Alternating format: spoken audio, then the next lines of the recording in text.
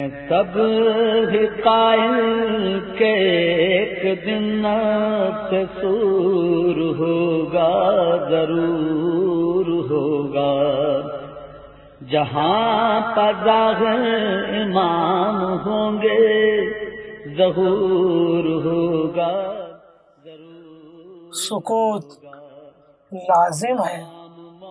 جی ہر جگہ ہے۔ عابد بھائی، جی کل میں حاج بغدادی کے پاس گیا تھا۔ میرے اور ان کے پرانے تعلقات ہیں۔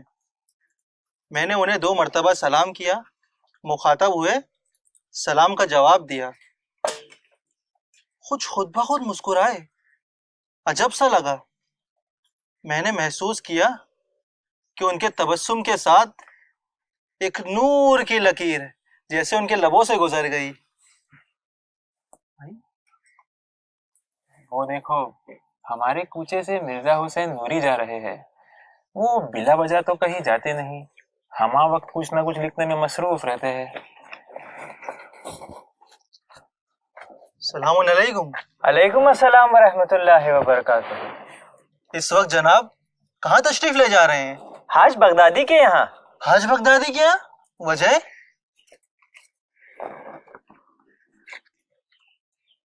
جاؤ، عابد تمہارا انتظار کر رہا ہے۔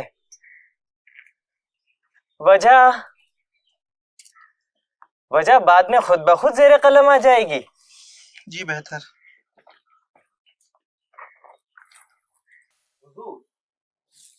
السلام علیکم ورحمۃ اللہ وبرکاتہ۔ وعلیکم السلام ورحمۃ اللہ وبرکاتہ۔ تشریف رکھیں۔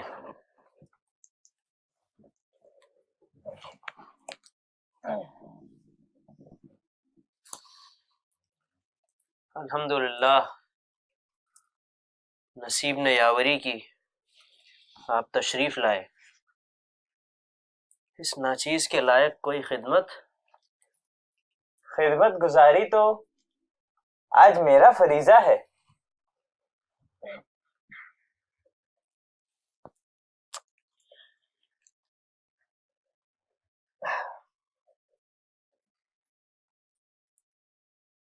راوی معتبر ہے، جو کچھ پیش آیا بیان فرمائیں، یہ التجا ہے۔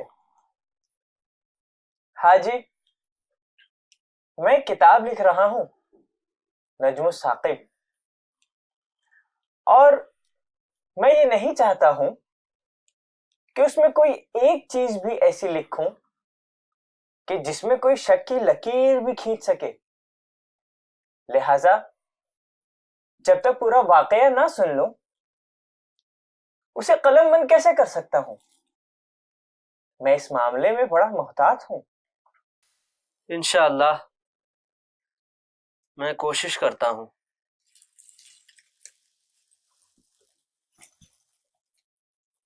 بسم اللہ الرحمن الرحیم۔ میرے پاس مال امام علیہ السلام کے 80 تومان جمع ہو گئے تھے۔ میں نے ارادہ کیا کہ نجف جا کر 20 تومان جناب علم الہدی والتقی شیخ مرتضی مدظلہ العالی کی خدمت میں، اور 20 تومان شیخ محمد حسین مجتہدی کاظمینی مدظلہ العالی کی خدمت میں، اور 20 تومان جناب شیخ محمد حسن شروقی مدظلہ العالی کی خدمت میں پیش کروں۔ یعنی باقی آپ کے پاس 20 تومان بچے رہ گئے؟ جی، آخری 20 تومان کے سلسلے میں ارادہ یہ تھا کہ میں اگلے ہی دن کاظمین جا کر جناب شیخ آل یاسین مدظلہ العالی کی خدمت میں پیش کر کے سبکدوش ہو جاؤں، ورنہ دیر ہوئی تو ایک خلش باقی رہ جائے گی کہ ایک فریضہ شرعی کو ادا کرنے میں بلا وجہ تاخیر کی۔ آج روز پنجشنبہ ہے، ہمارے آقا باب الحوائج کے دربار میں حاضری ہمارا دورہ ہے. چلو حاجی، میرا مولا مظلوم تھا، مجبور نہیں. آپ چاہتے تو مشرق کا کونا پکڑ کے مغرب میں اور مغرب کا کونا مشرق میں بدل دیتے. ہماری عاقبت کے لیے صبر کیا تاکہ اپنے جد سید المرسلین کی پیشنگوئی کو سچ ثابت کر کے دنیا کو بتا دے کہ یہ 12 خلفائے رسول صلی اللہ علیہ وآلہ وسلم کی 7ویں کڑی ہے. دنیا والوں جان لو، آگاہ ہو جاؤ، جب 12واں آئے گا تو حجت تمام ہو جائے گی. کیا ہو گیا بھائی جان؟ آپ اکیلے میں مجلس پڑھ رہے ہیں؟ نہیں نہیں، بس نکل رہے ہیں کازمین کے لیے. جی بہتر ہے.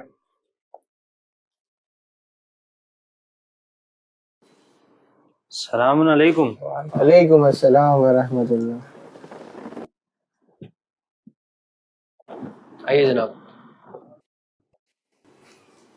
یہ مراجع علی قدر، یہ زعیم ملت، یہ ہمارے نائبین امام ہمارے لیے کتنی بڑی نعمت ہے. بے شک. السلام علیکم. علیکم السلام ورحمۃ اللہ. اللہ تعالیٰ نے آل محمد علیہ السلام کے صدقے میں اس کائنات کو خلق کیا. وہ وہی تو ہیں جنہیں خدا نے غیر مغضوب اور ولا الضالین یعنی معصوم بنایا. انہی کی برکت سے یہ دنیا قائم ہے. ہم شیعان علی علیہ السلام ان کے احکام پر سلم و تسلیمہ کے مصداق ہیں. وہ ہماری سکون آمیز سانسوں کے لیے ایک ٹھنڈی چھاؤں ہے. ہم ان کے نائبین کے حقوق پر زندگی میں ہر لمحہ نظریں رکھے ہوئے ہیں. اللہ ہماری آخرت بخیر کرے الہی آمین. اور ان کی ولایت پر ہمارا دم نکلے. الہی آمین. آئیے جناب. السلام علیکم. علیکم السلام ورحمۃ اللہ وبرکاتہ.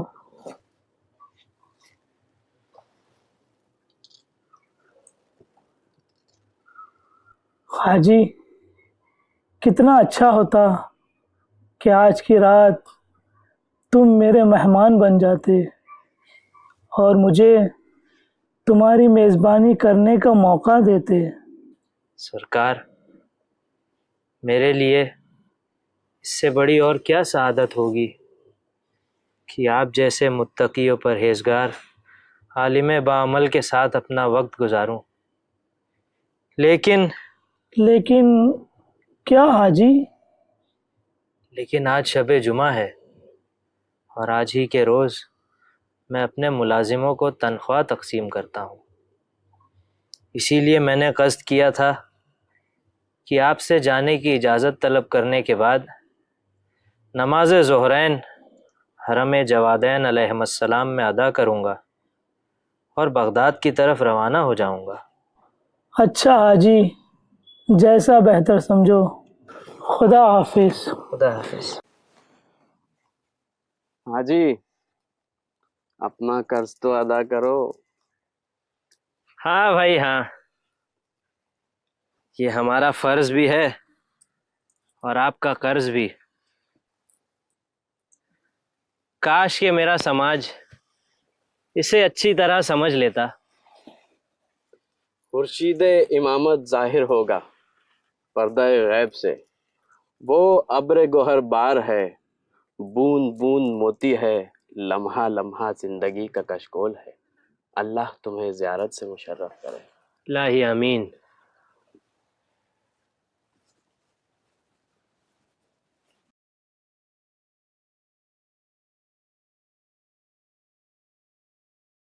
سلام علیکم حاج بغداد. علیکم السلام ورحمۃ اللہ. کیا تم بغداد کی طرف جا رہے ہو؟ جی ہاں سید. حاجی آج شب جمعہ ہے، کیوں نہ تم میرے ساتھ قازمین کی طرف چلو اور میرے جد کی زیارت کرو.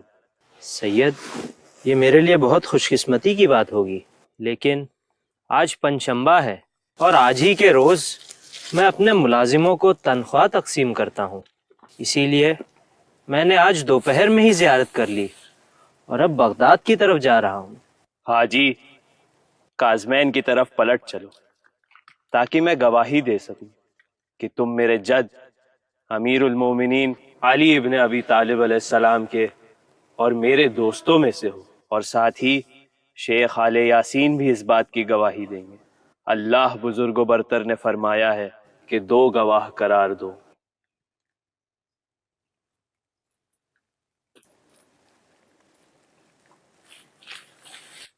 سید آپ کیوں کر گواہی دیں گے، اور آپ کو اس بات کا علم کیسے؟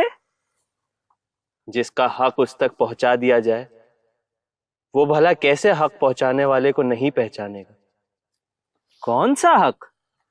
وہی حق حاجی جو تم نے میرے وکیل کو دیا ہے. وکیل؟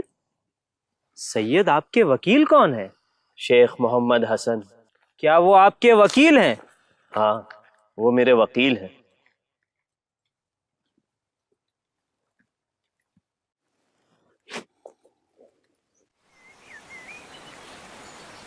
سید یہ سب کیا ہے؟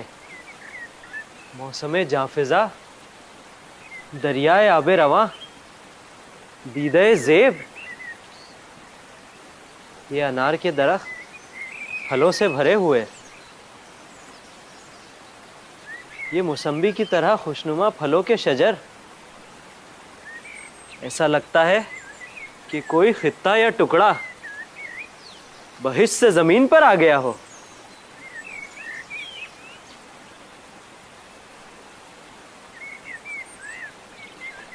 ہاں حاجی مشاہدہ کر لو، یہ سب ہمارے اجداد کی زیارت کرنے والوں کے لیے مخصوص ہے.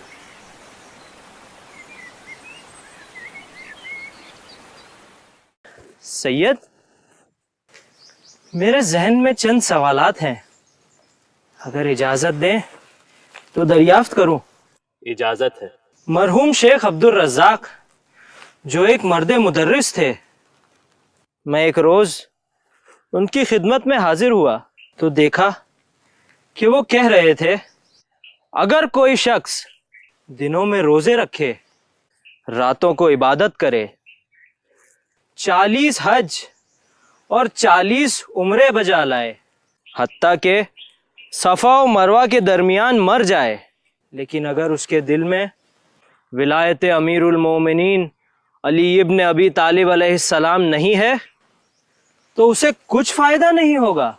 واللہ حاجی یہ سچ ہے، سب بے سود و بیکار ہے.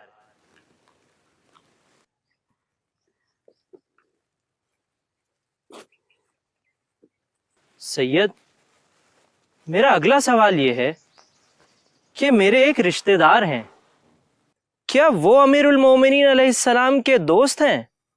ہاں وہ اور جو بھی تم سے تعلق رکھتے ہیں وہ سب. سید ایک اہم سوال یہ ہے کہ ذاکرین سلیمان اعمش کے متعلق فرماتے ہیں کہ انہوں نے ایک روز خواب میں دیکھا کہ آسمان سے ایک ہودج نما سواری زمین کی طرف آئی. اعلان تھا کہ اس میں جناب خاتون جنت سلام اللہ علیہا اور ان کی والدہ جناب خدیجۃ الکبریٰ سلام اللہ علیہا ہیں. انہوں نے زمین کی طرف کچھ پرچے پھینک دیے. سلیمان نے بھی ایک پرچہ اٹھا لیا.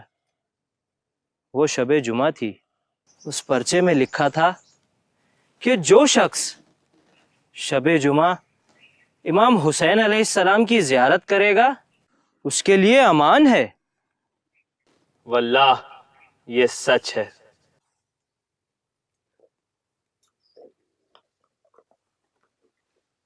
سید کیا یہ سچ ہے کہ جو شخص امام رضا علیہ السلام کے دسترخوان کی روٹی کھاتا ہے، ہمارے امام اس کی قبر میں آتے ہیں اور منکر نکیر سے اسے بچا لیتے ہیں۔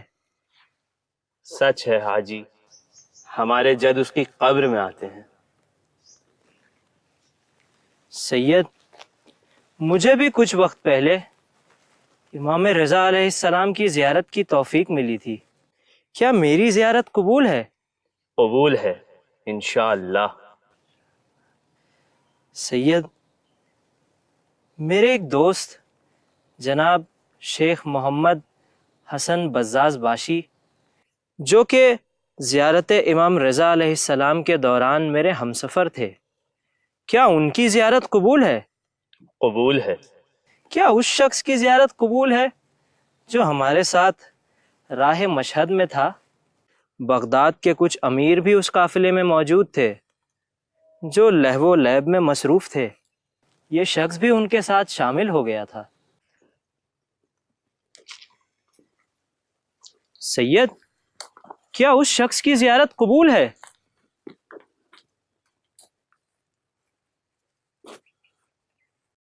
تازے پھل لے لو، تازے پھل، تازے پھل۔ حاج بغدادی، آؤ میرے اس جد کی زیارت کریں جس نے اپنے خون سے شیعت کو سینچا ہے۔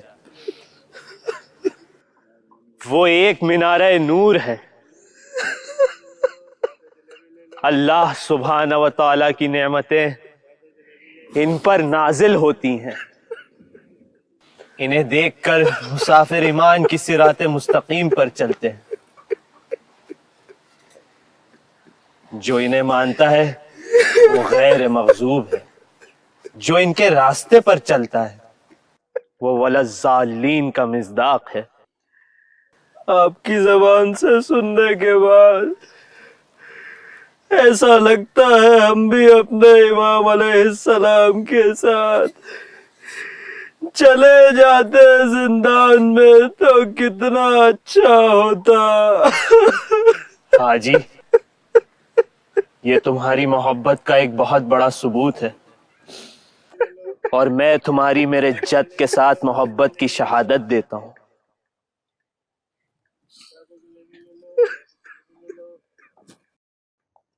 حاجی، اب تم میرے جد کی زیارت پڑھو۔ سید، میرے ہاتھ پاؤں میں لرزش ہے، آپ کے بیان کے بعد ایسا لگتا ہے کہ میں زمین پر نہیں ہوں، میں خلاؤں کی منزل سے ہوتا ہوا آسمانوں کی منزلوں سے جا رہا ہوں، مگر میں زیارت پڑھنے سے قاصر ہوں۔ گھبراؤ نہیں حاجی، میں تمہارا پشت پناہ ہوں، تمہارا دستگیر ہوں، میں تمہیں سنبھالوں گا۔ تم بتاؤ، میں تمہاری طرف سے زیارت پڑھ دوں؟ عنایت، شکریہ۔ السلام علیک یا مولائی۔ میرے بزرگ ساتھی نے پھر زیارت پڑھنا شروع کی اور ہر ایک امام کو سلام کیا، حتیٰ کہ امام حسن عسکری علیہ السلام کو سلام کرنے کے بعد فرمایا، حاجی، کیا تم اپنے امام زمانہ کو پہچانتے ہو؟ یقیناً میں اپنے امام وقت کو پہچانتا ہوں۔ پھر سلام کرو اپنے امام کو۔ السلام علیک یا صاحب العصر والزمان۔ علیکم السلام ورحمۃ اللہ وبرکاتہ۔ جب سید نے مسکرا کر میرے سلام کا جواب دیا تو میں نے چونک کر ان کی طرف دیکھا اور خاموش ہو گیا۔ حاجی، کیا تم ہمارے جد کی زیارت نہیں پڑھو گے؟ سید، میں زیارت پڑھنے سے قاصر ہوں۔ کیا میں تمہاری طرف سے زیارت پڑھ دوں؟ میرے محسن، میں آپ کا بہت شکر گزار ہوں. جی بالکل. بتاؤ کون سی زیارت پڑھنا چاہو گے؟ جو بھی زیارت افضل ہو. حاجی، زیارت امین اللہ افضل ہے. السلام علیک یا امین اللہ فی ارضہ. جب سید زیارت پڑھ رہے تھے میں نے دیکھا کہ حرم کے چراغ روشن کیے گئے. مغرب کا وقت قریب تھا. یہ عام بات تھی کہ روشنی کی جائے، مگر اس دن حرم کی تمام روشنی کے مقابلے سید کا نور ایسے چمک رہا تھا جیسے آفتاب کے سامنے دوسرے ستارے.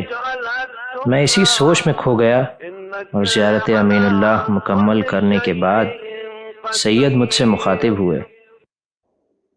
حاجی، آج شب جمعہ ہے، کیا تم میرے جد امام حسین علیہ السلام کی زیارت نہیں پڑھو گے؟ جی آپ بہتر جانتے ہیں. السلام علیک یا وارث آدم صفوة. سید کے دہن مبارک سے زیارت وارثہ کے جملوں نے مجھ پر ایسی کیفیت طاری کی کہ مانو میں کربلا کے میدان میں شہدائے کربلا علیہم السلام کے ہمراہ موجود ہوں.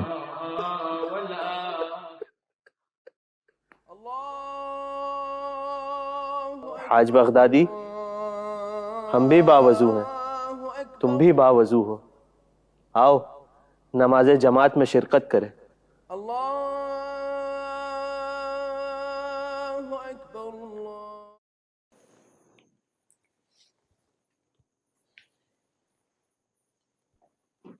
یہ کیا ماجرا ہے؟ یہ بزرگ سید بجائے نماز جماعت میں شامل ہونے کے امام جماعت کے آگے کیوں چلے گئے ہیں؟ اور پہلی صف میں بیٹھا کوئی شخص ان سے کچھ کہہ بھی نہیں رہا ہے. یہاں تک کہ خود امام جماعت بھی ان سے کچھ نہیں کہہ رہے ہیں. اللہ اکبر.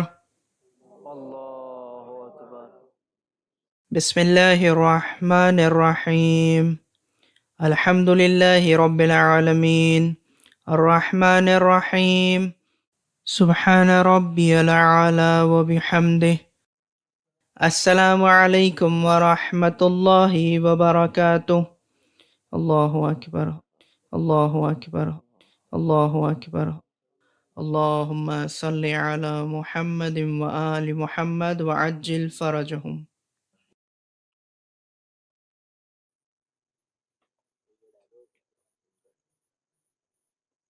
یا اللہ،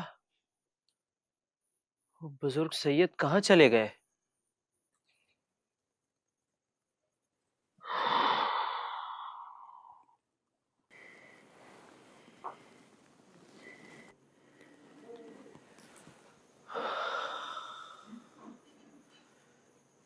ایسا محسوس ہوتا ہے جیسے میں کسی خواب سے بیدار ہوا ہوں. حاج بغدادی، اپنے دل کو سنبھالو. جس کی زیارت پڑھنے پر زیارت کے لفظوں میں اتنی تاثیر ہو کہ تم خود کو عصر عاشور کربلا میں پاؤ، تو اس کی عالمگیر ذات کیسی اور کون سی ہوگی؟ تمہاری قسمت کا ستارہ فراز آسمانی پر تھا. برداشت کرو اور اپنے قلب کو قابو میں رکھو.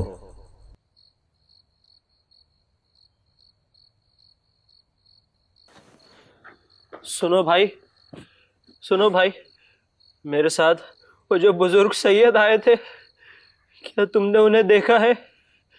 جی ہاں، وہ تھوڑی دیر پہلے ہی باہر چلے گئے.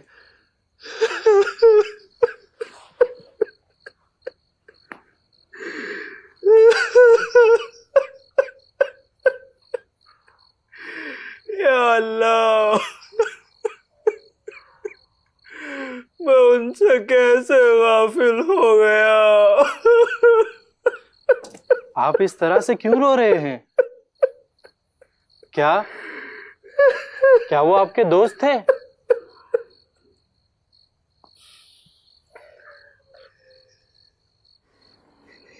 شیخ محترم، آپ کے دوش پر ولایت کے فرائض منصبی ہیں، آپ حاکم ہیں اور ہم محکوم ہیں۔ جو کچھ گزرا سارا ماجرا آپ کی خدمت میں عرض کر دیا ہے۔ اس واقعے کے منظر میں اب تک صرف میں، ہمارے اور آپ کے آقا حضرت حجت ابن الحسن العسکری علیہ السلام اور حضور محترم ہے۔ کسی ہمساز سے بیان کرنے کے لیے ایک حمق پیدا ہوتی ہے، لیکن آپ کے حکم کی اتباع لازم ہے۔ سکوت لازم ہے۔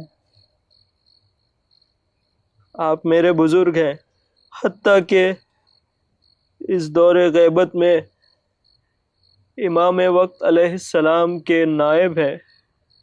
انشاءاللہ میں بالکل آپ کی تجویز پر عمل کروں گا۔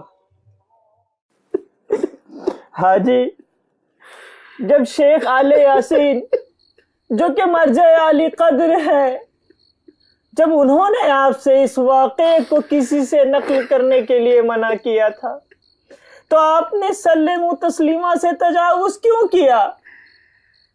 ایک روز جب میں حرم باب الحوائج علیہ السلام سے گزر رہا تھا، تب ایک بزرگ شخص نے میرا نام لے کر مجھے آواز دی اور فرمایا جو کچھ مشاہدہ کیا ہے بیان کرو۔ ابھی میں زری کا بوسہ دے کر پلٹا ہی تھا کہ یہ بزرگ شخص میری نظروں سے غائب ہو چکے تھے۔ بس اسی اساس پہ بیان کرنے کی اجازت مل گئی۔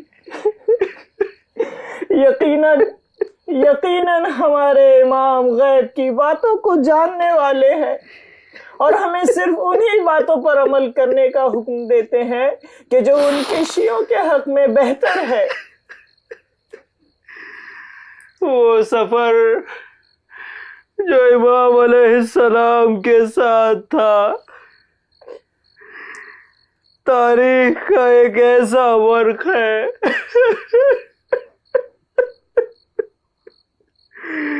تاریخ کا ایک ایسا ورق ہے جو صوفہ عینی کا مظہر ہے۔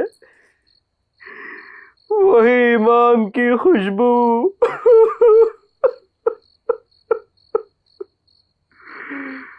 وہی نظروں میں بسی ہوئی جلوہ نمائی، وہی کشف و کرامات کے سلسلے۔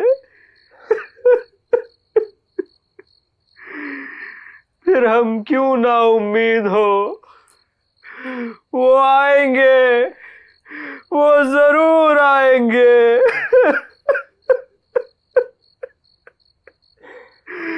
وقت نزاع ہر سانس امام علیہ السلام کی برکت سے بہاروں کا پیغام لے کر آ رہی ہے۔